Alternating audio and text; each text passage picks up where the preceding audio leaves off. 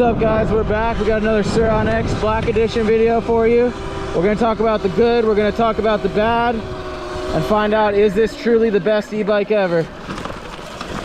Let's go. So yeah, we're out here on the trails, flowing. Phew.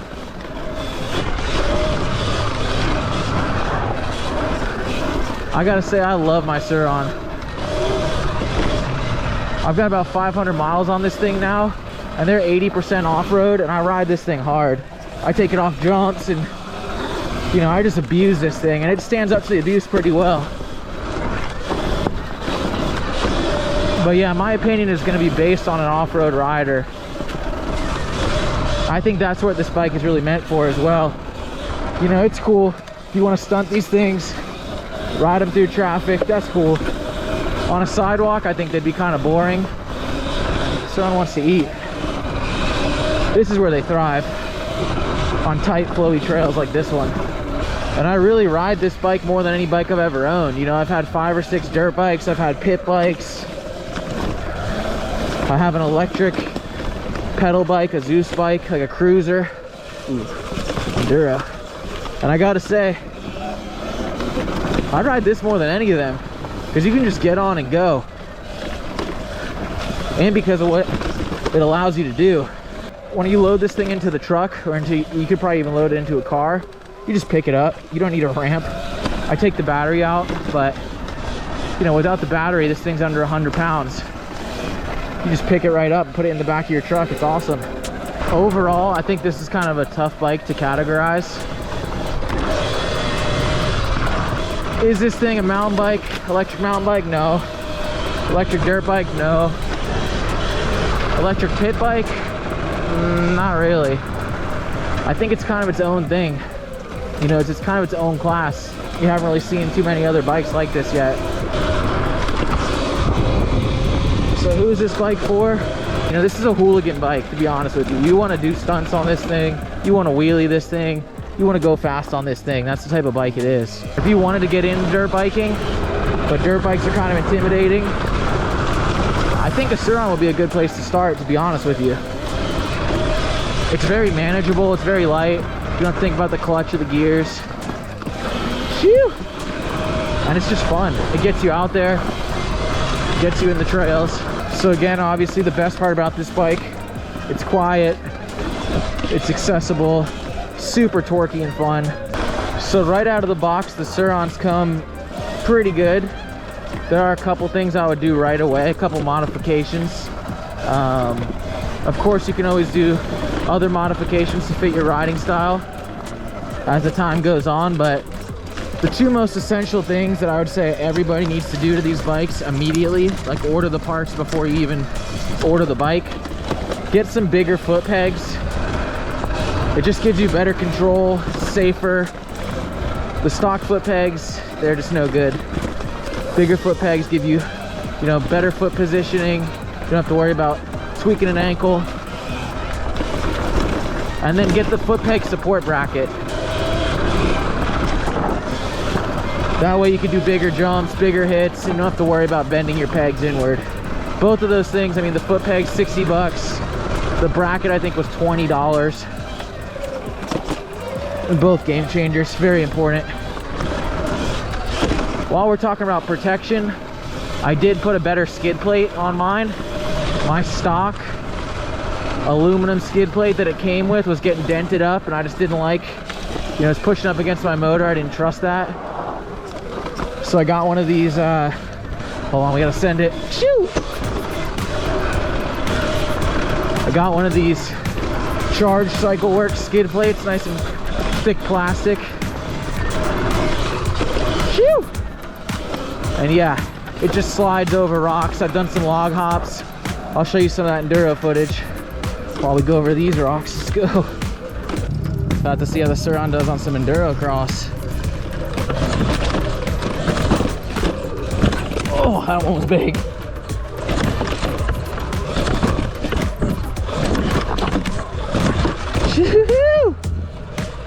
Yeah, skid plate's definitely gonna help me out in this section, getting over all this rocky stuff. Go high. Yeah, that's how you do it. Oh yeah, that's how you do it. That's the secret to this line. This part always gets me. There we are. Yes, there we are. Oh, bashed a peg. That's the good thing about having better pegs too. They're not gonna fold up on you and crinkle up in the trails. That section's not even bad.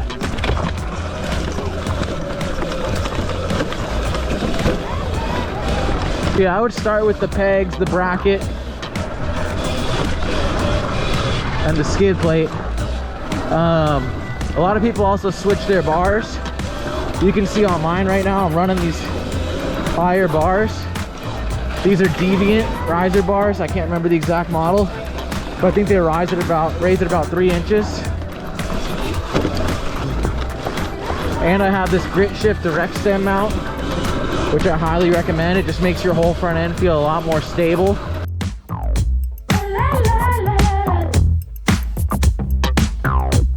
So I haven't really done any power upgrades to this thing other than the Warp 9.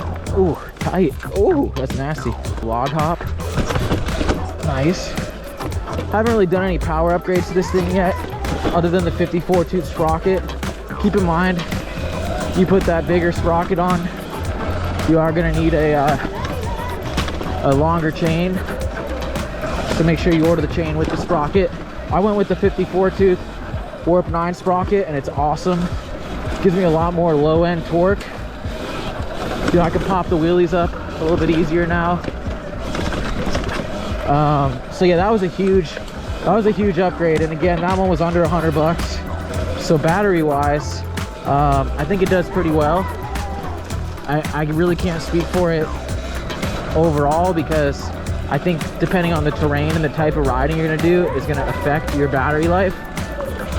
Like when I'm trying to do hill climbs or anything with loose sand or anything like that, it's just gonna drain it way faster than someone, let's say, you know, going the speed limit, going down the road, you know. But I can get a good 2-hour ride on trails like this before I have to go and recharge. I couldn't put a mile figure on it because again, it's gonna be different for everybody depending on what you're riding, but the battery does pretty well. I think I would like to eventually upgrade. I know in my last video I said I probably wouldn't do all that, but I love this bike and I ride it so much I don't see why I shouldn't upgrade it. Thinking about putting that 72 volt Qi or Chai battery on there with the BAC controller. Just give this thing more mid and high range power. I'll deal with the weight because I mean still it's gonna, weight to power ratio, it's still gonna be crazier than anything out there. And then of course guys, you know I gotta talk about that Fox 40 suspension. I went ahead and went for it. I got it on sale and so glad I got it.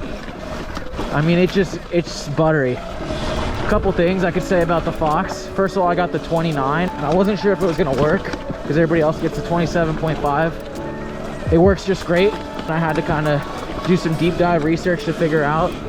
Make sure you put that 5mm spacer on there in between your brake rotor. So yeah, the only other thing that you got to know about the Foxes, they are air forks. So just make sure you put in the right PSI, the correct PSI on the left-hand side. You unscrew that cap. I was running mine just right out of the box before I ever put in the right PSI, and I was still bottoming out on jumps. I don't think they come pumped or they come with barely anything in it. I think mine had like 20 PSI in it. And of course, I didn't really know anything about it. As soon as I get the Foxes, I'm trying to do these big jumps and I'm still kind of bottoming out. I'm messing with my clickers, compression and rebound. And then I finally come to find out you just have to put air in the forks. And now I run about 100 PSI, a little over 100. And it makes a huge difference for the big hits. I'm hitting roots, I'm doing jumps. I'm taking this thing to new extremes because of the Foxes. So definite upgrade if you can afford it. Go for it. If not, I know you can just put fork oil in. And I hear that makes a huge difference as well on the stock forks.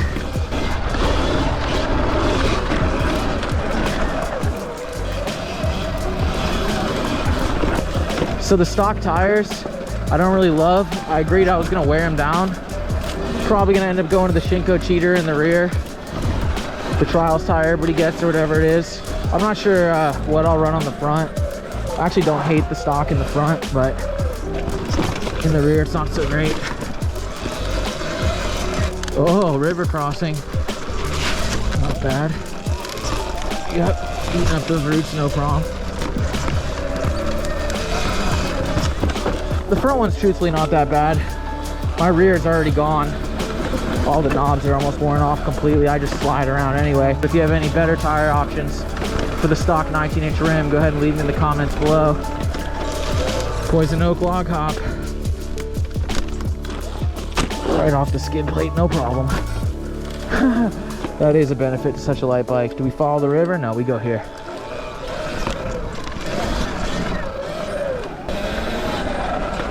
So make sure if you're gonna ride these things hard, you do get some heavy duty tubes. The one in the front, I'm not sure exactly what happened, but I did pinch it on something and get a flat. I got a heavy duty 19-inch motorcycle tube in there, and that really helped a lot.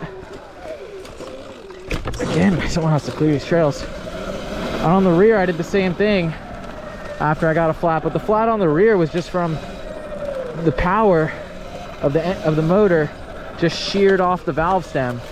So that's when I decided I had to put a rim lock on there, and that made a huge difference. Haven't lost the valve stem since. The rim lock, you guys, super cheap. You get it at any motorcycle store, you know, for a mid-sized bike or a small bike. They'll have that rim lock. You just drill a hole in your rim. It's really not a big deal. I know it sounds kind of intimidating. It's not a big deal at all. You just drill a hole in your rim. Oh, this is awesome. Put that rim lock in there and it's gonna secure your tire to your rim.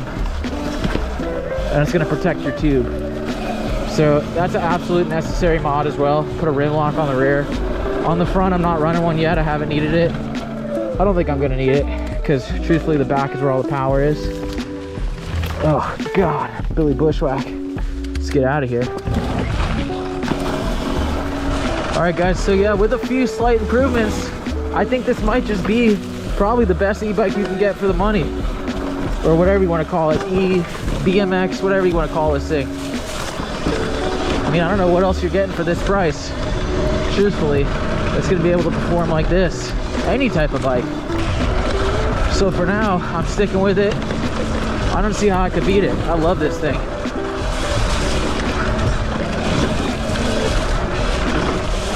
Yes, it could use more power, you know. Yes, it could use some improvements, but overall, this thing's pretty sweet.